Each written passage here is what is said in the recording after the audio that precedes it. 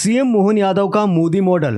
MP में अब result का फोकस। डबल इंजन सरकार की लिख रहे हैं नई स्क्रिप्ट। प्रधानमंत्री नरेंद्र मोदी से मुलाकात के बाद मुख्यमंत्री मोहन यादव ने दिल्ली में प्रेस कॉन्फ्रेंस कर विकास और कानून व्यवस्था को लेकर अपने रुख को स्पष्ट किया।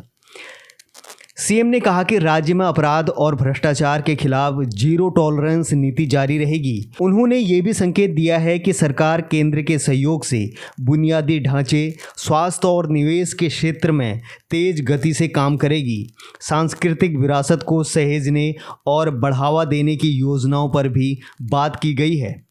विशेषज्ञों के अनुसार ये मुलाकात केवल राजनीतिक औपचारिकता नहीं थी, बल्कि मध्य प्रदेश में डबल इंजन सरकार की एक नई और आक्रामक स्क्रिप्ट का संकेत देती है। पार्टी इसे आगामी चुनावी रणनीति की दृष्टि से भी महत्वपूर्ण मान रही है। वहीं दूसरी ओर कांग्रेस ने इस पर तीखी प्रतिक्रिया दी है।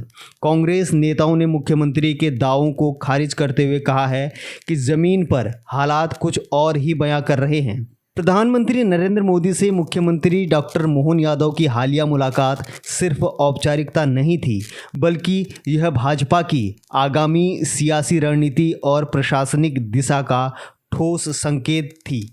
डॉक्टर मोहन यादव ने साफ कर दिया है कि प्रदेश में अब कानून व्यवस्था से कोई समझौता नहीं होगा। अपराधियों और माफियाओं पर जीरो टॉलरेंस की नीति अपनाई जाएगी। यह वही लाइन है जिसे प्रधानमंत्री नरेंद्र मोदी राष्ट्रीय स्तर पर समय समय पर रेखांकित करते रहते हैं। माफिया विरोधी मुहिम और पुलिस प्रशासन को प्रभावी बनाने की दिशा में उठाए गए कदम यही दर्शाते हैं कि सीएम मोहन यादव प्रशासनिक नियंत्रण को अपने हाथ में लेकर कार्य करने को तत्पर हैं। विकास को लेकर भी मुख्यमंत्री ने केंद्र के साथ समन्वय पर जोर दिया। उन्होंने यह सुनिश्चित किया है कि केंद्र की योजनाओं का प्रभावी क्रियान्वयन प्रदेश में तेजी से किया जाएगा। विशेष रूप से अधोसंरचना, स्वास्थ्य, शिक्षा और निवेश से जुड़ी परियोजनाओं को अब मिशन मोड में लागू किया जाएगा। दिल्ली में निवेशकों और उद्योगपतियों से हुई मुलाकातें इसका प्रमाण हैं।